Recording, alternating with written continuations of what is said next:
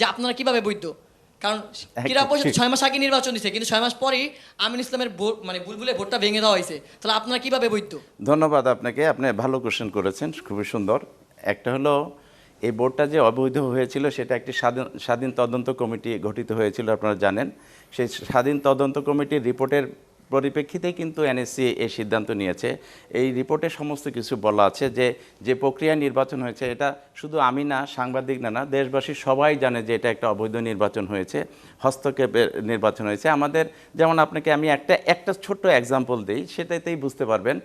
আমাদের district division থেকে যে কাউন্সিলররা আছে সেখানে আমাদের ক্রিকেট বোর্ড থেকে একটি চিঠি পাঠানো হয় যে কাউন্সিলরের নাম প্রেরণ করার জন্য। সেখানে ডিসিরা, ডিভিশনাল কমিশনাররা 54 জন কাউন্সিলরের নাম প্রেরণ করেছে। এবং আমরা জানি আমাদের ডিসিরা অত্যন্ত অভিজ্ঞ এবং মেধাসম্পন্ন হয়, এবং ওনারা পাঠানোর পরে আমাদের তখনকার বোর্ড প্রেসিডেন্ট, সে একজন নির্বাচনে ক্যান্ডিডেট ছিলেন।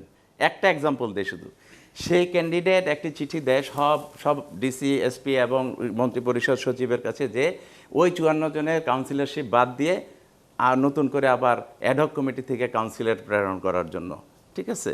তো এটা কোনো দিনও হয় না। এবং সেই ক্ষেত্রে মানে একটা নির্বাচনে যখন ইসি ঘটিত হয়ে যায়, সেই ক্ষেত্রে নির্বাচন সংক্রান্ত বিষয়ে কোনো ক্যান্ডিডেট, কোনো বোর্ড প্রেসিডেন্ট কেউ কিন্তু কোনো কথা বলতে পারে না। কিন্তু এখানে এই হস্তক্ষেপটা যে করেছে, এবং তার পরিপ্রেক্ষিতে কিন্তু সমস্ত মানে কাউন্সিলর চেঞ্জ করে তাদের মতো করেছে, এবং সময় মতো কাউন্সিলরের নাম না আসাতে মানে প্রতিদিনই টাইম বাড়িয়েছে তারা। ঠিক আছে? যখন কাউন্সিলরদের নাম দেওয়ার কথা ছিল সেটাও দেয়নি, আবার পরের দিন নিয়েছে, তারপরের দিন, এভাবে অবৈধ প্রক্রিয়ার মাধ্যমে যখন 100% কনফার্ম হয়েছে যে ঠিক আছে এবার নির্বাচন প্রক্রিয়াও অনেক ত্রুটি ছিল। ঠিক আছে? তো আমি বলবো যে যখন একটা অবৈধ বোর্ড ভেঙে যায় তখন একটি অ্যাডহক কমিটিকে দায়িত্ব দেওয়া হয়, এটা স্বাভাবিক প্রক্রিয়া, আপনাকে জানা উচিত। এটা স্বাভাবিক প্রক্রিয়া যে একটা অ্যাডহক কমিটি দায়িত্ব দেওয়া হয় এবং তাদেরকে একটা সময় নির্ধারণ করে দেয় এর ভিতরে একটি নির্বাচন করার জন্য। আর যদি একটি বোর্ডের যদি ধরেন 4 বছর মেয়াদ শেষ হয়, সেই ক্ষেত্রে কিন্তু অ্যাডহক কমিটি করা যায় না। সেই ক্ষেত্রে ওই বোর্ডের লোকরাই বা সিও যারা আছে তারাই নির্বাচন প্রক্রিয়াটা করে, ইসি গঠন করে, সব করে ইসির কাছে দিয়ে দিয়ে ইসি নির্বাচন পরিচালনা করে। তো এখানে তেমন কোনো ত্রুটি হয় না, সব সঠিক আছে। আর আমি একটি কথা বলি, যারা ওই যে আপনারা আমাদের মন্ত্রীদের ছেলে বা ইয়ের কথা বলছেন, সবাই কিন্তু কোনো না কোনো ক্লাবের সাথে জড়িত। আপনি যদি ইতিহাস ঘেঁটে দেখেন, তারা কাউন্সিলর হয়েছিল, তারা বিভিন্ন খেলাধুলার সাথে জড়িত আছে।